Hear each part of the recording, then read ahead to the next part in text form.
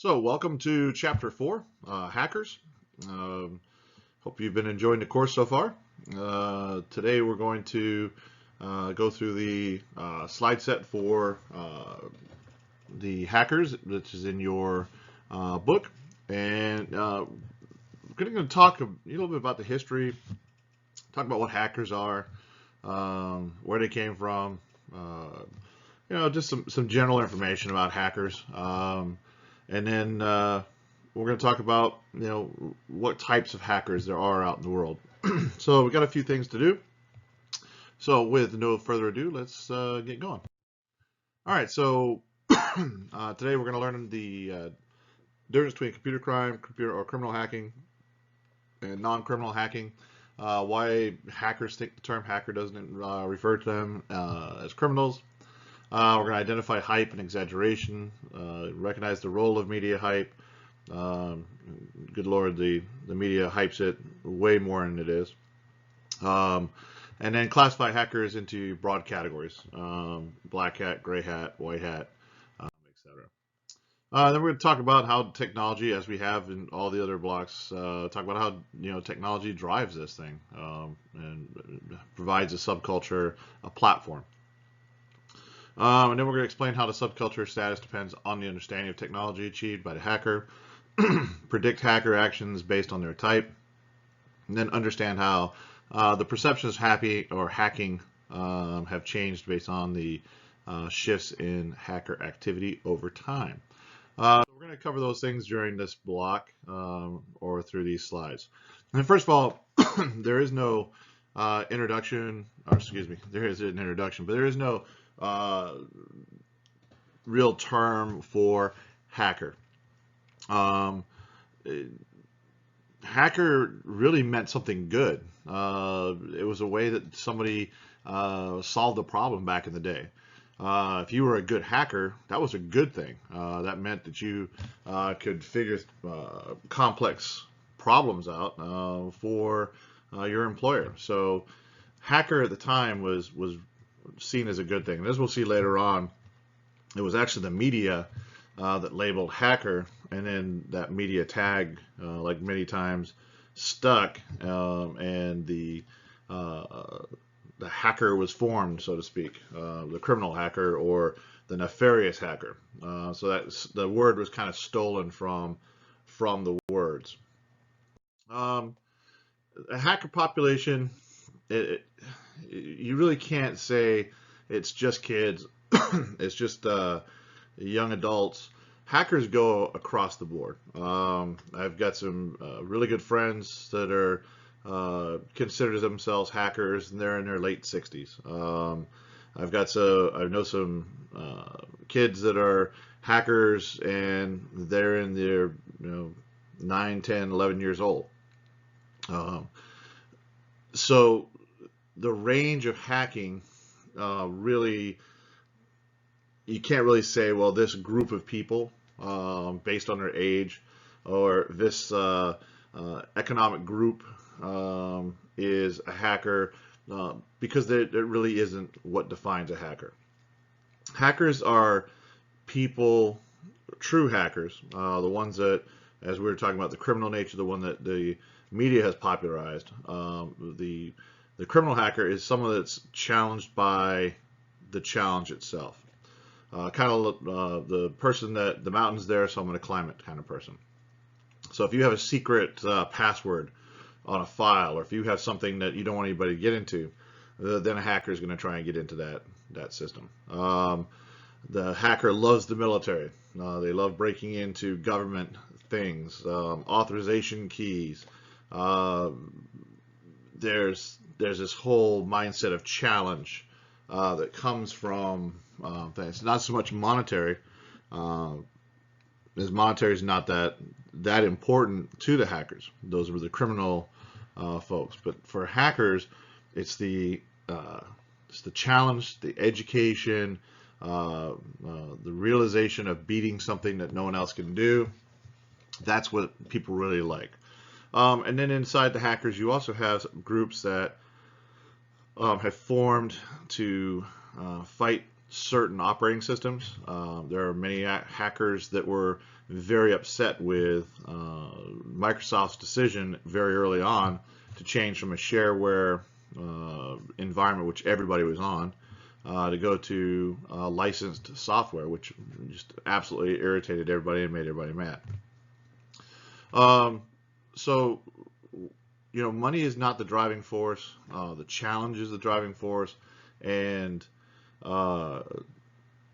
there are going to be times where you have hackers that have allegiance to a cause, not so much ideological, but just a hate of a thing like Microsoft. And you'll find that those groups, they bond together, and you'll find them on the chat or out on the Reddits. You'll find them out on some of the hacking groups, and you can actually read excuse me, what it is that they are saying and who they're actually going after, things such as that. Hackers kind of see themselves, I would say, as the modern day Robin Hoods in a way. They break into the evil networks and provide access. A young man named Schwartz was a classic example of that. He wanted to provide documents for free to the world. He believed that people in India should have as much resource or much access to journal articles, etc., during their education as anybody else did. And when he started doing that and trying to release journal articles, he was obviously shot down by the government and the companies. They all came after him, and it ended up in him committing suicide, which is an unfortunate story for that kid, a very bright kid. But again, not interested so much in money. He was interested in that belief of distribution, giving back to the people, etc. Not so much ideological, but challenge based. Media portrays hackers as these wizardry folks. They all wear hoodies. They all sit behind keyboards in dark rooms with bad lighting and hack on a keyboard. And that's not true. Most people hack part-time. Lots of people hack, from companies and networks, and they'll play on the network. They practice on networks. You'll find that many really good hackers started out hacking their own networks, their own company networks, to see what they could do, what they couldn't do. The original hackers came from where I grew up, actually, in Silicon Valley. It wasn't Silicon Valley back then, it was just San Jose, California, and we had apple orchards instead of Microsoft and Apple.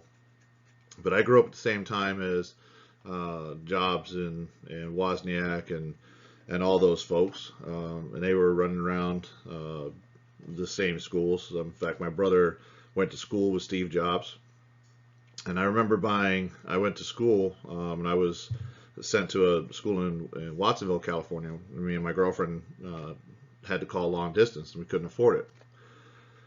So I went to a flea market in San Jose, and I bought what they call a blue box, which was a phone phreaking device, which allowed me to make free phone calls, long distance phone calls on the Ma Bell system. And I bought it at a flea market from a guy. He could have been Steve Wozniak. I don't remember. Just remember he was a short, bearded guy, and he had a Volkswagen van. So I could have been a part of the initial investment into Apple. But that's where all this came from. Phone phreaking, being able to get long distance numbers, get into the systems. That's where it all came from. Hackers really saw a increase in the 80s. The 90s, we saw more video games. You had the wares groups. They would basically share game hacks, codes. So if I wanted a program, I would go onto a Ware site and I would get the registration keys. I would download codes to get me into websites. I could get cheat codes for my games. Again, things that aren't seen as providing financial gain for anybody. These are all kind of personal gifts to other people. So no one looks at it in the hacker community. No one looks at it as a criminal thing. Much like downloading music illegally onto P2P networks, no one really saw that as being illegal because it was just a file. The music people can make their money back. Who's really losing here? Is Metallica gonna really lose money if I download a couple of their files? And that was the kind of the thought that went behind it. And as you know, Metallica is one of the groups that pushes the RIAA to go out and prosecute people for downloading their music. The problem with hackers is the prosecution of hackers. So if you have a jury, and on that jury you got a bunch of people that are listening to their iPods or their music devices, and they all have stolen music on it, and you have a stolen music case, you're probably not going to be successful in court. People are going to sympathize with the person on the stand and say, do I really want to convict this person when I'm kind of doing the same thing? So it's really difficult, especially with music. Trojan horses programs, growing computer crime, and the hackers, they would build all this stuff into their programming. Hackers don't typically write the coding for destructive software. They write coding for malicious software to get into and gather data. Again, they're not they're not seeking things financially.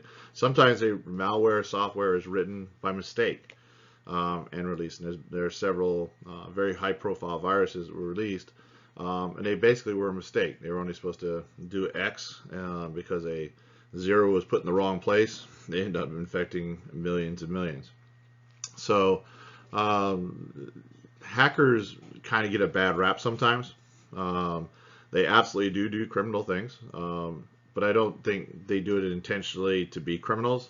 I think they do it more, again, along that Robin Hood mentality of, kind of out here doing the good for the people, and that was what justifies me. And they're using that justification for doing what they do. And then social engineering. This was used by a very famous person named Kevin Mitnick back in the day.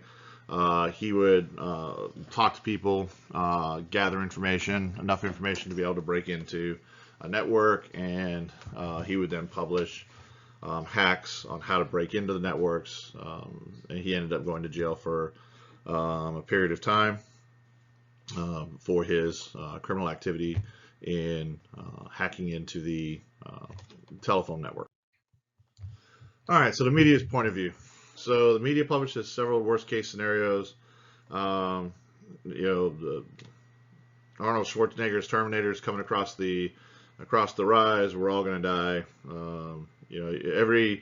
Every apocalyptic movie you see has robots killing people, or hackers downing planes and doing all these crazy nefarious things. And this is the media publishing a narrative or a message. What you're looking at now is hackers and cyber criminals. They are different. One's financially motivated, one's seeking criminal activity, and one is seeking information. There is a fine line between the two. But the media does not see that, and the media typically lumps everybody into that bucket. And what you see now, which is even worse, is now they lump them into the cyber terrorist computer bucket. So now we have cyber terrorists that are these kids and these hackers, and they're being accused of cyber terrorism, when actually they're just kids that are people out there that are just curious and poking around on the network. I'm not giving them any not covering them with excuse, but there is a level where criminality and cyber terrorism should be, and the hackers should be also. So when we're looking at the hackers, we have to make sure that we take away some of the drama, especially the media drama, and let people know that their 401ks and their bank accounts and stuff are not being constantly hacked. There are criminal hackers out there. There are criminals out there that are looking to do that. But the world is not gloom and doom as the media makes it out to play.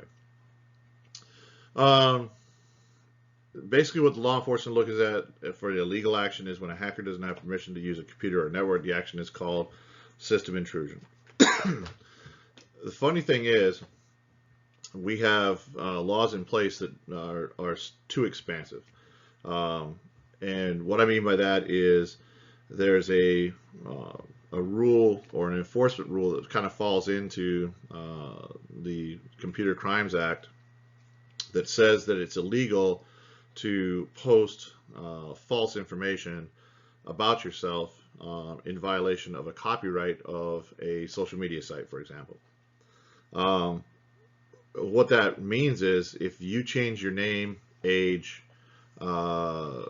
picture, occupation, or any false information that you put up on your profile on your social media site, you've technically committed a federal offense.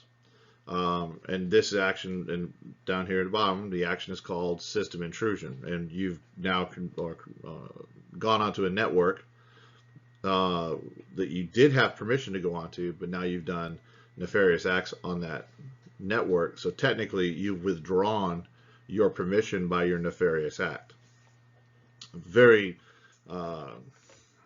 This rule has been challenged, trust me. But it's still, it was our attempt at controlling some of the things that go on the network, and it was a bad law. It was poorly written, and it needs to be redone, and I believe it will be in the next year or so redone. The intent of the intruder is important. Okay, so if I get on your network, it's kind of like identity theft. If I take your ID card and I gather all this information, I sit in my house, and I don't do anything with it. I never do anything with it. I just sit there and I hold on to it and I say, oh, I'm now this person, and I dress up like you in front of the mirror and I pretend to be you in my house. I haven't committed a crime. I've done nothing that is going to gain me anything. Now, someone can say, well, you're in possession of those items. Well, you can come into possession of those items in many instances. Someone could hand you a piece of paper with a job application that has information on it. You may end up holding on to information in many different aspects in your life that you may or may not know you have personal protected information. But the act of doing something, once you're in some place, then it turns into a crime. So once I pick up the phone or get on the computer and I say, I am that person, and under that person's guise, I am going to do this, I'm now done identity theft. I'm now committing a crime. So it's the intent. It's what am I going to do with that information? And this is why hackers, it's so hard to prosecute hackers, because when you get a hacker on the stand, you say, well, why did you break into the NASA system? Sometimes the 16-year-old, 15-year-old, 12-year-old will say, because it was there. I really had, there was no reason for me to do anything other than I just wanted to see if I could break through their security so I could let them know that they have bad security. Okay? Well, that's criminal. They didn't ask him to do it, but his intent, is it criminal? Well, that has to be proven by the prosecutor. And a lot of times you'll find these cases, even though you spend a lot of time working this case up, you can spend years, and trust me, you can spend years working on a case and end up with an 11-year-old and go, okay, now what do we do? Because no one's going to prosecute an 11-year-old. And you just watch 2 years of your life or 3 years of your life kind of go down the drain because you know that everything you've done ended up as basically a malicious joke or gag that some kid was playing out on the internet. The hacker subculture defines pro-social hacking and differentiates activities from computer crime. So one, the hacker understands the crime of hacking as a positive action. Again, I'm doing something for the good. It's that Robin Hood mentality. They're considered pro-social because it protects users and ultimately strengthens the internet. So they believe that what they're doing is for the greater good. There are now companies actually that hire hackers or sponsor events. So if I have a new firewall coming out, I'll sponsor an event and I'll say, hey, I'm putting this firewall up. If anybody can find a hole in it, you'll make X amount of money. And there are people that professionally attack networks now. So they've turned it into a cottage industry, which is a good thing, because now you have the ability where before the software coders, software manufacturers would fall on their sword and say, absolutely not, there's nothing wrong with our system, it's a perfect system. And now they're at least realizing that the hackers actually can provide some help in that situation.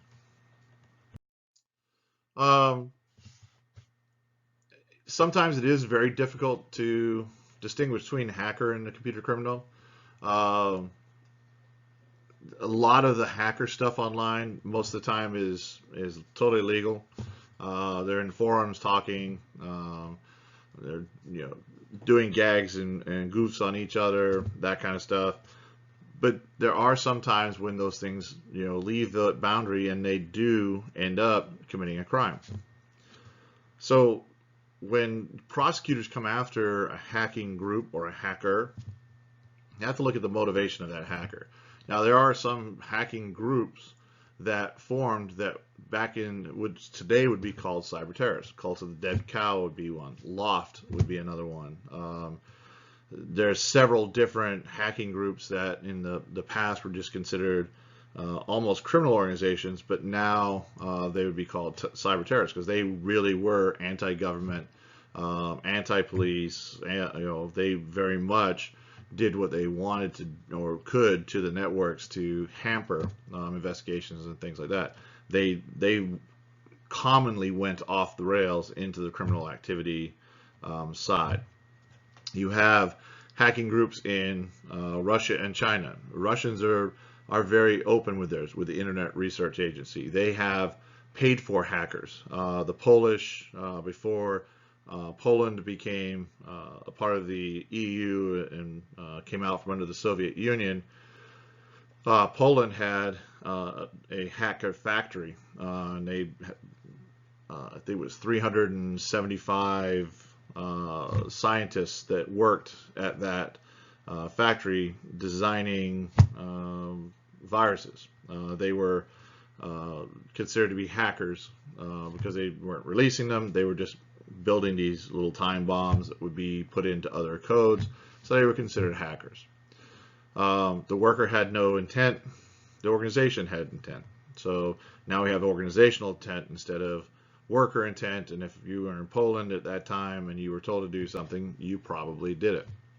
So the person, the hacker, was not the criminal. The institution was the criminal. So that's why we run into some problems with the nation state crimes, because the nation supports what they do. And when you have a nation state that supports what you're doing, well, then it's hard to prove a crime. The insider threat, we talked about the insider threat a couple times. Insider threat is going to be your most destructive person. The insider is already behind your firewall. The insider has implied trust. The insider knows more about your system than the outsider will know. The insider can defeat or plant something on your network that can cause a tunnel or a hole to open in your firewall that could allow someone to come in. You look at Edward Snowden, when he took all the files from his computer out in Hawaii, he put them onto a micro SD, and he walked out with them in a Rubik's Cube. So he was able to access documents that no one else would have been able to get to from the outside, and then he was able to carry them through security using social engineering to get to the outside. So you've got to look at all those threats. If you're in charge of an organization that has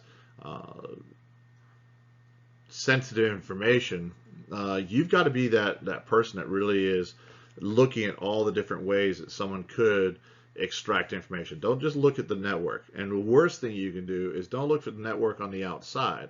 You need to look at the inside too. You need to monitor the inside as much as you're monitoring the outside. I'm not sure how many times I've been to places, and the first question we said was, can we see the logs, or can we see your, what it is you were doing to monitor X user's activity, and they would kind of look at you like, well, we don't monitor the inside. We don't need to monitor the people on the network.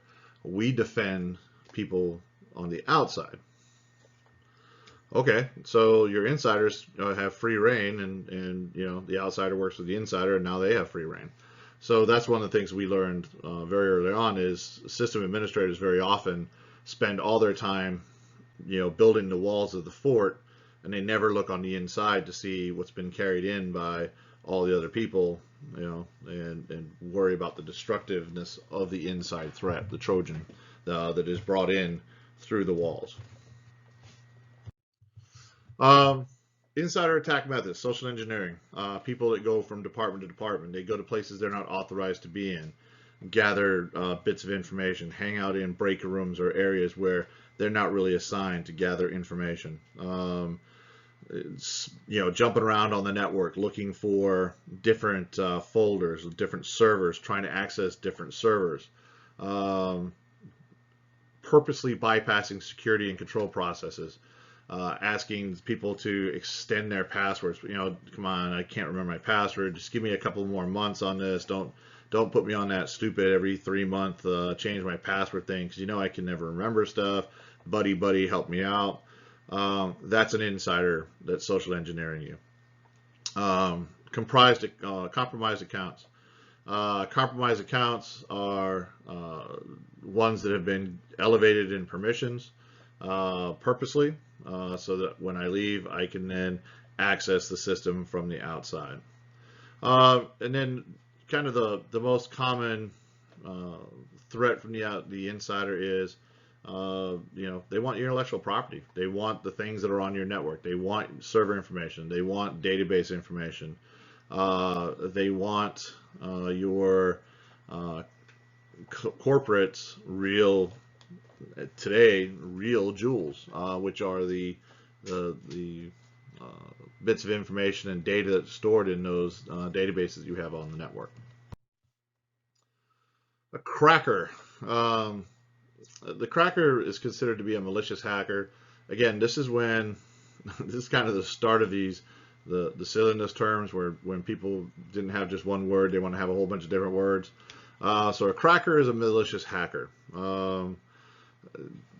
There's no definition or definitive line where it says, oh, you're a hacker right now, now you're a cracker. I think cracker was just a way of trying to break apart hackers from cyber criminals, but I think the word's kind of silly personally, but it is a word. So if you see cracker out there, that's somebody that's a hacker that does malicious hacks.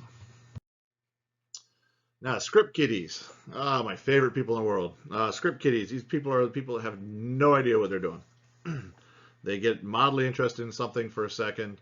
They go on some websites, they get energized, download a couple of programs, and now they're hackers, and they start hacking things. One of the very famous hacking tools is the low orbit ion cannon. And the low orbit ion cannon is a tool you can download onto your desktop, put an IP address in, launch it, and it will start a denial of service attack on a computer remotely. The problem with that is you're going to get caught. Script kiddies get caught all the time because they're not smart about what they do. They don't understand they're leaving a trail. They're executing other people's scripts, and most of the time those scripts, they do one thing with 4 other things that they are written to do that the script kiddie doesn't know what they're doing. So they may have an intent to attack a military organization, but they're also attacking Microsoft and Apple and other organizations with the same type of attack, not knowing that they're doing that. So script kiddies are very dangerous. Script kiddies are not knowledgeable. They're extremely difficult to interview because they don't know what they're talking about. They lie and brag more than tell the truth because they try to make up for what they don't know with inaccurate statements. So you're going to find that interviewing and look or talking to these folks, you basically just leave very frustrated sometimes. The white hat hacker. This is your ethical hacker. This is the person that's doing software penetration testing. This is the person that's doing training, reverse engineering scripts to look for malicious code. They're used as tiger teams to come in and hack a network or test a network or do something on a network. So these are the good guys that are out there. They're making money. They probably have a company. They probably sell their services, and they provide a useful tool to gather information for the company. Then you have your gray hat hackers. These are people that are a little confused on who they are. Sometimes they're ethical and sometimes they're not. And this was where Loft and Cult of the Dead Cow and other groups like that, you had some within the group that would do good stuff, research and security research back in the day. And then you had some within the group that used the group's intellectual power to do criminal activity. So the gray hat hackers, they tend to fall between the two. They don't profit, as we said before. Hackers typically don't profit from the intrusions. They're not going to make any money off of it. They aren't trying to intentionally harm systems. They're just looking for the flaws. They're looking for ways to get in. Again, information being the thing that they really want. And then black hat hacker. This is your cracker or malicious hacker. These are the ones that want to destroy things. These are the ones that want to take a network down. These are the ones that can be ideological at times. Hate a company, hate a government, have a cause. Hacking for Freedom was a group that would go out and hack other countries on the behest of the United States government. The government didn't ask them to do it, but these guys were hackers for freedom, and they would go out and attack other countries, because they're taking freedom to the world. So when you have groups like that, you have very emotional people. Black hats, these are going to be where you find your cyber criminals. These are going to be the guys that are going to go to jail at some point. They're going to do something bad.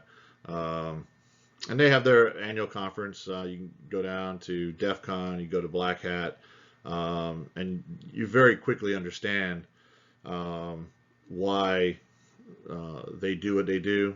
They'll tell you what they do.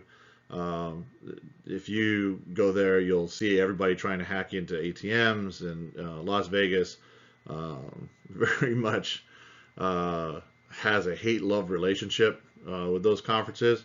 The problem with the conferences now, and this, I was talking to Professor Hosmer about this, is the conferences now have probably 70% FBI agents and 30% hackers, where it used to be just a big hacker convention. Well, now all the government agencies have people there trying to learn, trying to find new hacks, all this kind of stuff. And you kind of walk around and go, huh, federal agent, yeah, I know that guy. Because the Black Hat Hacker Convention has turned into a great repository for gathering information for law enforcement. Now there are so many law enforcement there that it's kind of losing its kind of old zeal, and they're trying to figure out how they're going to get that back. Hacktivists, these are, again, I mentioned them in the last slide. These are the ones like Hackers for Freedom. They want to do something for a political message. They want to cause disruption in the network that will get people's attention. Echo terrorists use the hacktivists quite often. Political hackers use this to try and change voting machines, do those kinds of things for their candidate. So there's a lot of hacktivist or hacktivism that goes on, and it's very, as you can imagine, people are very committed to these causes, and they're very vocal about their beliefs. Again, this is another one of those interviews where you get in there and the person just really won't shut up, because they're going to tell you everything about their cause, and they're going to continue to tell you why they did what they did was good, and you basically you sit back and just take notes, because most of the time a hacktivist is going to tell you everything you want to know without you asking any questions. So the origins of hacking goes back, they say, to the MIT days. A hacker was someone who was a master of computer program. There were shoe hackers back in the 1800s, people that were extremely good at making difficult pairs of shoes for people that had issues with their feet. So the word hack, it was applied into MIT back in the day, but it was always used as a compliment, like it says right there. It was something that was a positive thing. It wasn't a negative thing. It was, hey, you're a hacker. Wow, that's pretty impressive. And that's turned into something that's not so impressive, and that's unfortunate, because hackers do a lot of good work. The core ideals of hacker culture.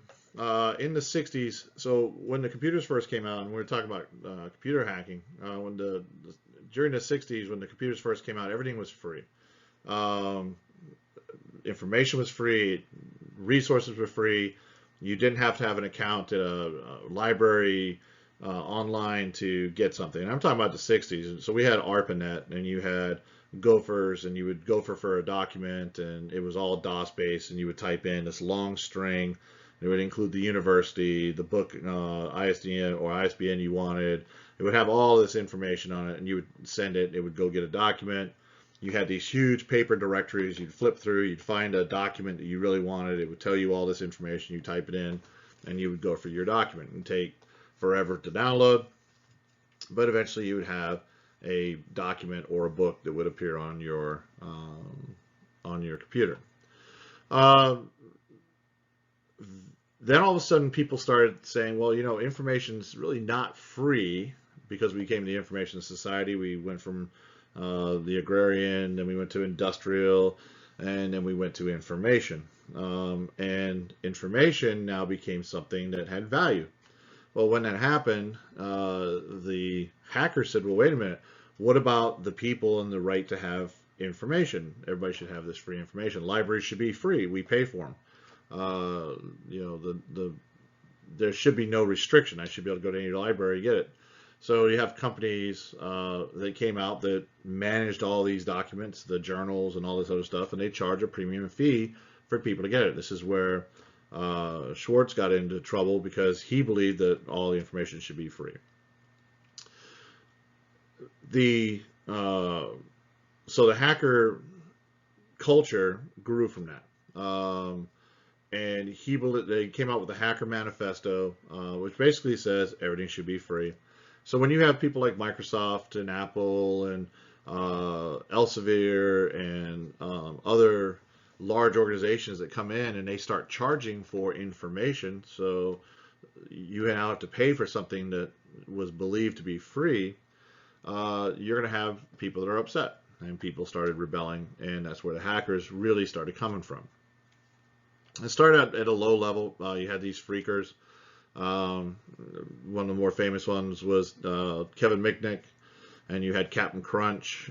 He was another very famous freaker, and they would social engineer their way into networks. The phone freaking boxes that came out, the blue box, black box, purple box, brown box, allowed you to connect the box to the receiver on the phone, and when you would type in, or when you would punch in the dial that you wanted to go to, so you do your one area code and phone number, the box would send the tones to the AT&T switches to allow it to switch to administrator or operator mode, which would give you free access to long distance. And that's what the freaking boxes did. So different countries had different codes, so you had different boxes, you had different levels.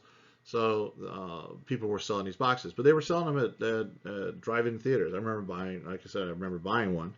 No one cared. You didn't have the FBI and law. No one saw it as a threat. Again, this is very early on. No one saw it being an issue. 50s to 70s, there really were no laws for hacking. No one cared. It wasn't that big of a deal. And then in the 80s, people started getting scared. If you remember the movie War Games, War Games came out and terrified people that the Whopper was going to destroy the world, in a simulated computer gaming thing. We had Space Odyssey 2001 come out. Computer goes crazy and kills off some astronauts. So we started having all of these computer generated things, and people started getting really really nervous. And then people started saying, well, if we're going to have this communication networking, and we're going to put stuff on there that we really shouldn't put on there, like financial records, and you can, the idea to buy and sell things online, all that stuff started coming out. They said we have to have some type of law. The problem with what they did with the law is they said, okay, well, it's basically a big phone system, so what we'll do is we'll just say that if it was a phone crime, now it's a computer crime. Total failure. It made no sense. The word computer was just put into the law as a slash, phone/computer. And they said, no, that doesn't work. So we'll take it fax/computer, because that makes more sense. And it made no sense at all either. I remember in 1990, 1991 actually, working on some case we were going through the basically the law that we were looking at, and we couldn't understand how they put the two things together that we were trying to get to, because they made no sense. The computer wasn't connected, so it would say the transmission of this document to this device, fax/computer. It's like, okay, this makes no sense. So they eventually came out with their own law. They came out with their own computer crime statutes, and that's when things really started changing. That's when people started, being arrested and going to jail.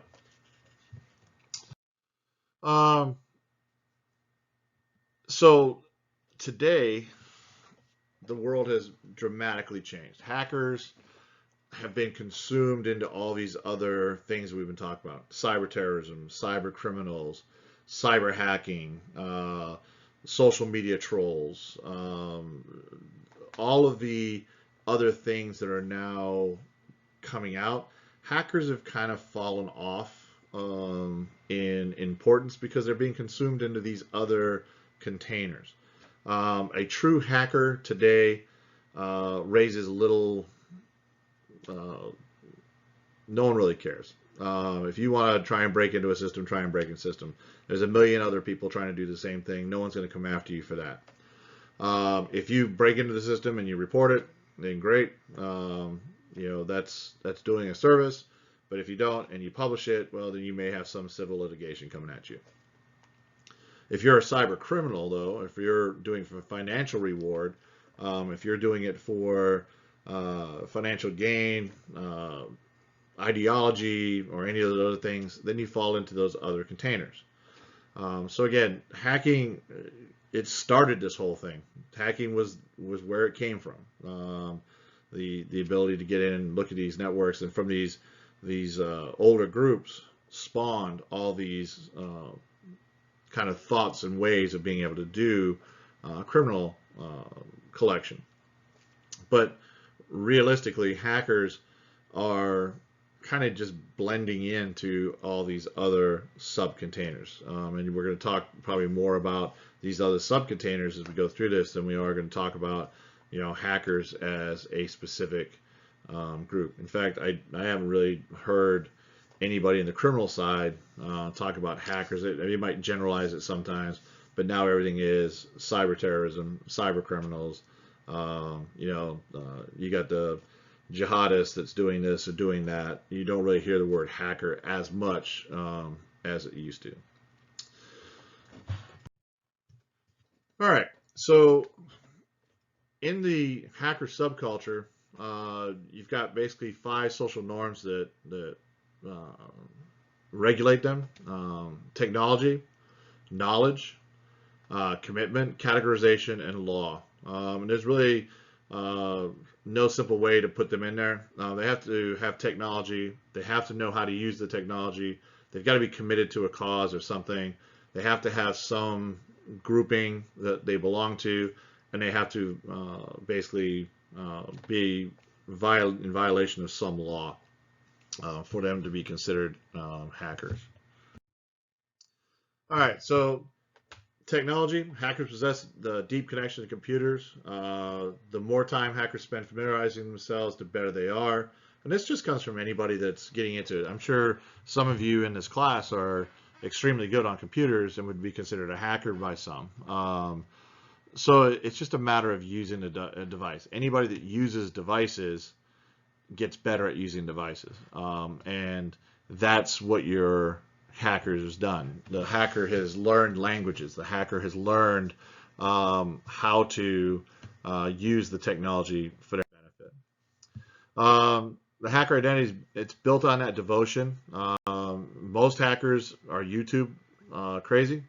They're on YouTube and Reddit and the Chan channels quite a bit, looking for new ways to hack, new ways to get into information systems.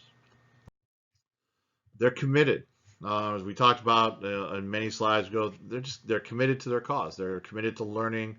They're committed to the challenge. They're not so much financially driven.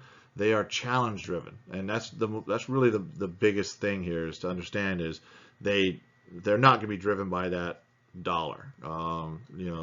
They want to do something because they can. Categorizing the individuals, it defines the hacker identity. Lots of people say there's some attitudinal components that define hackers, such as certain state of mind or spirit. I think they're trying to dig in a little bit too deep here. The hackers, if they're script kiddies, they're script kiddies. If they are black, gray, white hackers, then they fit into the grouping that they go with. If they're ideological, they belong to a group. If they're a part of Anonymous, any one of the older organizations that were truly hackers, they're going to fit into that construct or that category. And then the law. The law emphasizes the influence of legal codes in structuring how hackers are basically prosecuted. Like it says down here, there are conferences like DEF CON where they talk about the legal responses. That's actually talked about quite a bit by hackers. Hackers are sometimes a paranoid crowd. When you get around them, you'll hear things and go, wow, these guys are one yoo-hoo too much into coding. But they're very edgy sometimes. So the law, it's trying to keep up, but I don't think the law is there yet to actually identify the difference between hackers and cyber criminals. I think they're going to get lumped into one container, and it's going to go to the container that has the greatest ability to prosecute. So more than likely, they're going to be considered cyber criminals. All right. Well, I hope you found Hackers interesting. Read the book. Lots of other information in there. Lots of little snippets inside of the book that were very interesting. And there's a lot of great information in there. So make sure you read through the book, and I will see you in the next slide set.